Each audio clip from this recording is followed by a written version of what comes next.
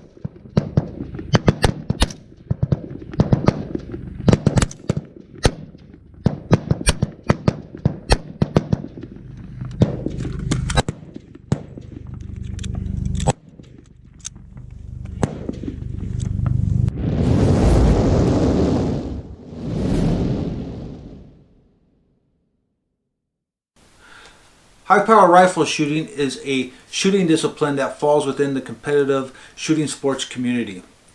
It is a very positionally based shooting discipline, and you'll shoot it in varying weather conditions: wind, snow, rain, sleet, hail, lions and tigers and bears. Oh my. There's two sanctioning bodies that sanction these matches. One is the CMP and the other is the NRA. Now, don't send me any hate mail about the NRA right now. I understand what's going on there, and I know I mentioned them without wagging my finger at them, but there are clubs out there that might still be sanctioned through the NRA, depending on whose name's on the scorecard. Depends on what rule book you'll need to know. So where do you find these matches? You can go to either one of those sanctioning bodies' websites and find a match near you. Your local gun club might also have it listed on their schedule of events as well. In order to obtain these rule books, you can either get a hard copy like these ones. These ones are given out by the CMP when you go to one of their events. These ones I believe you have to buy, if you can still buy them in hard copy. This one's very old. Or you can go to those websites of these organizations and you can download them in a PDF for free. There are several awards that you can win for this type of competition. Some of them are monetary, most are not. And here's an example of two awards that you can win with this.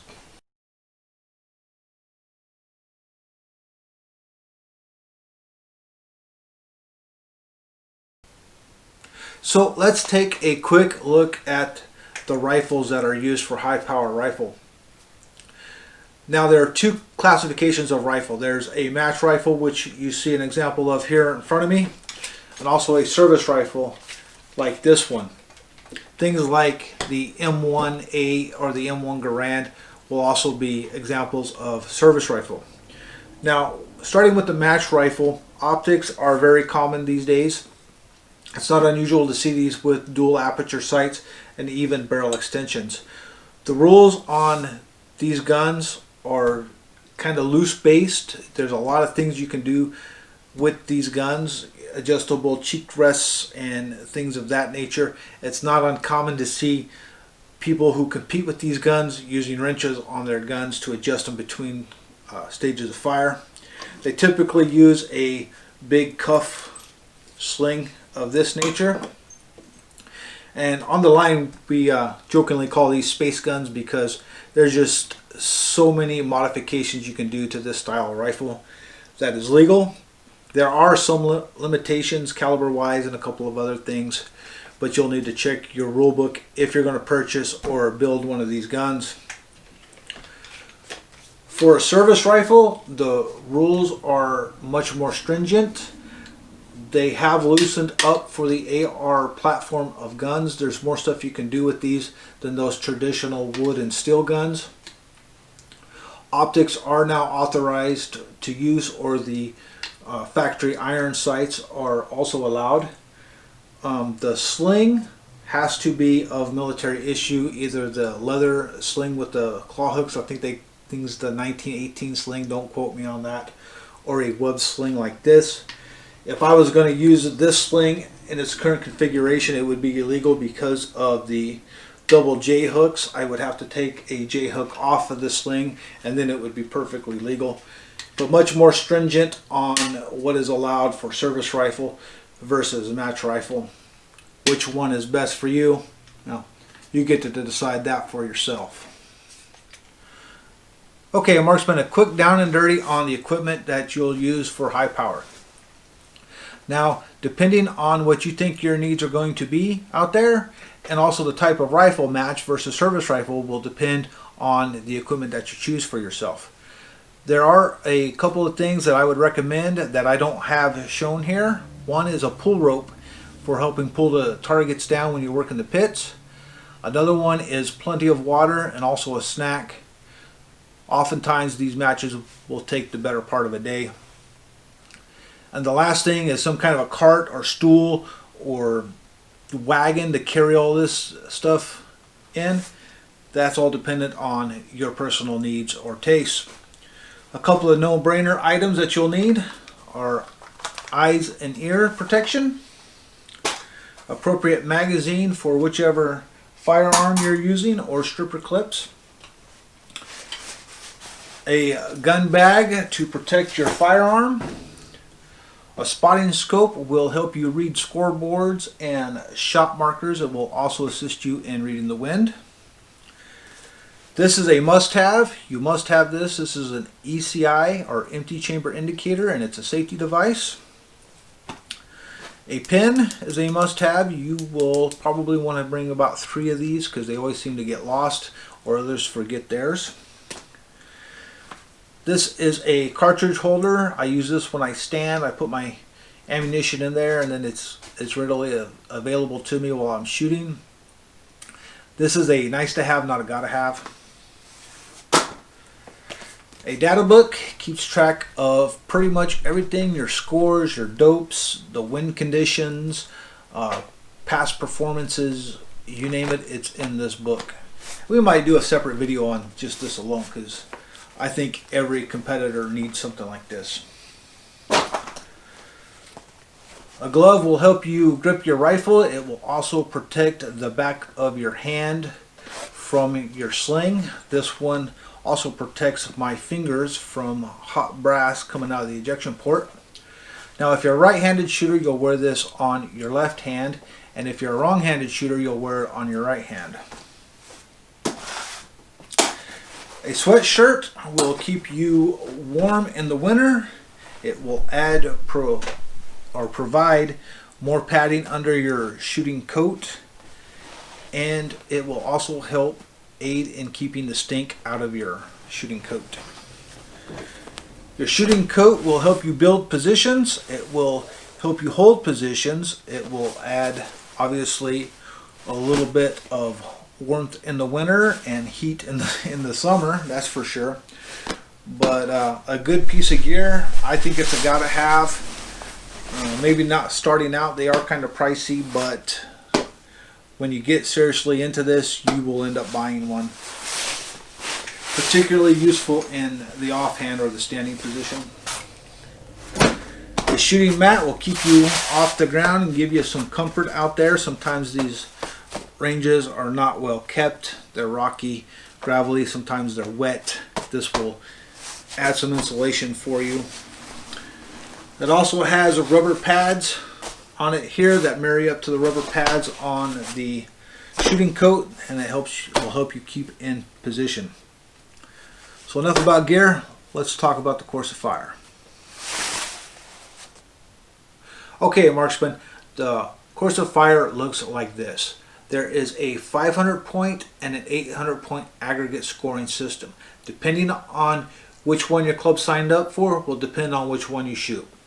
For the 500 point scoring system, you will get 2 sighters that are not scored for each position. It's the same for the 800 point scoring system. You get 2 sighters that are not scored. But you'll start at the 200-yard line in standing or offhand position. You will get 10 shots for record. If you're shooting the 800 point course, you will get 20 shots for record.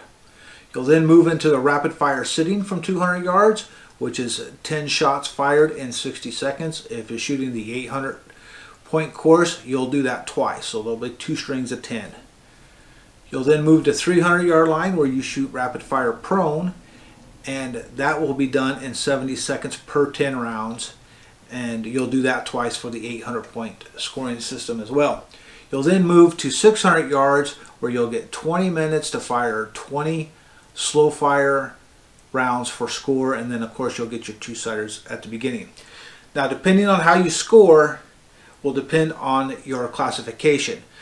There's the marksman classification, the sharpshooter, the expert, the master, and the high master, and those are the people in that classification are the ones that you're competing against. There are some variables there, but that's it in a nutshell.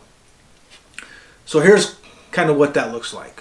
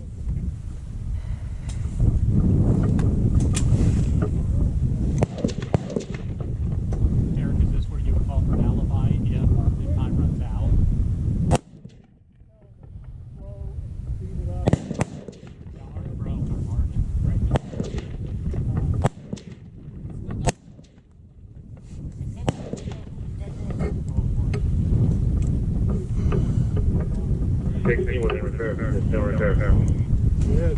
This is your 10th round, and it is a 10. Ready on the firing line.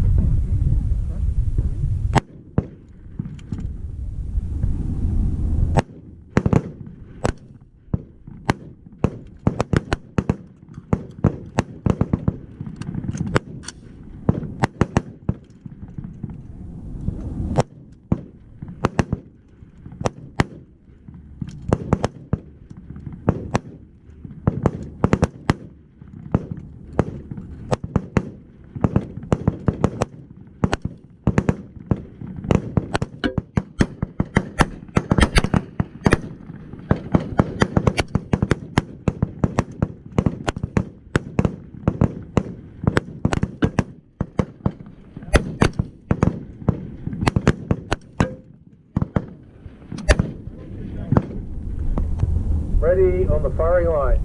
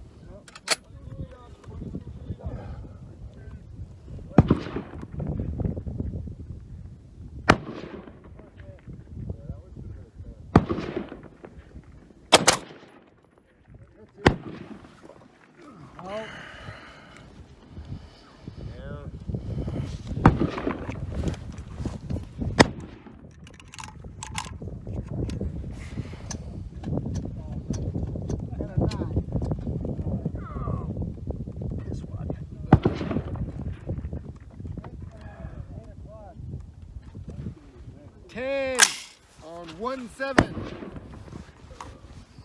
That barrel is definitely a shooter. Yeah. Were you changing it with that barrel's legit? Yeah. Look at the flat. Everyone. Too, right before you were firing, you'd see him just fall. PowerPoint 22, 22, your target's in repair. Okay, marksman, so when you're working the pits, the first thing to remember in the pits that if you always follow what the pit boss says down there, you're never wrong. So how does all of this work? Well, this isn't an exact representation of the target, but it's pretty close. We are missing a couple of scoring rings, and this black aiming portion of the target will change depending on what yard line we're on. Essentially, your target face looks like this, and along the edges, you see here these numbers, that's where you will put your scoring disc, which will be usually orange or red. So over here on this side of the target, we have the X and the 5. Down here we have a 10, a 6, or a miss. Here we'll have a 9. Here is an 8 or a miss. And up here is the 7. So what will happen is you'll run this target up in the air. The shooter will shoot. You will see the impact in the dirt berm that's behind the targets.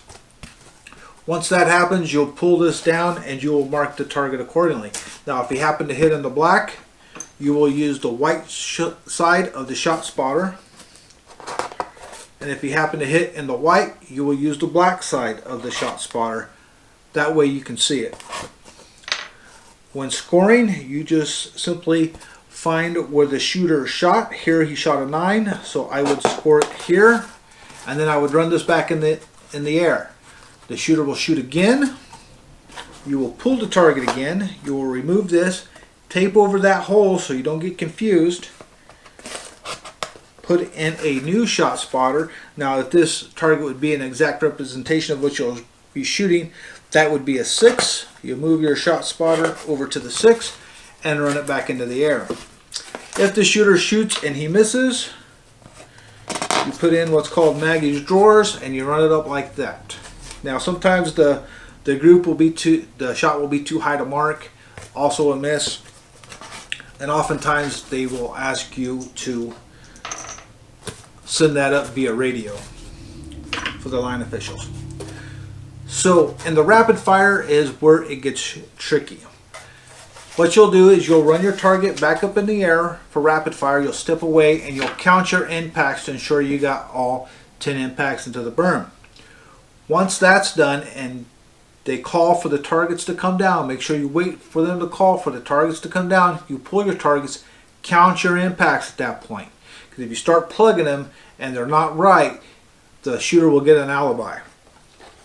Scoring them is pretty self-explanatory. Here we see this shooter shot a 100 with 3X. Yes, that's what he shot. But over here we'll hang a clipboard and it will have X through 5 and miss on the clipboard. You simply write the number of X's he got or the number of 10s he got. So if I was scoring this target on my chalkboard, I would have a 3 in the X column and a 7 in the 10 column. I would hang that on my target face and I would run it up for the shooter to see, and the scorekeeper will read the numbers on the chalkboard. He will also ensure that these numbers correlate with what he sees with the golf tees. Clear as mud? I hope so. Here's what it looks like.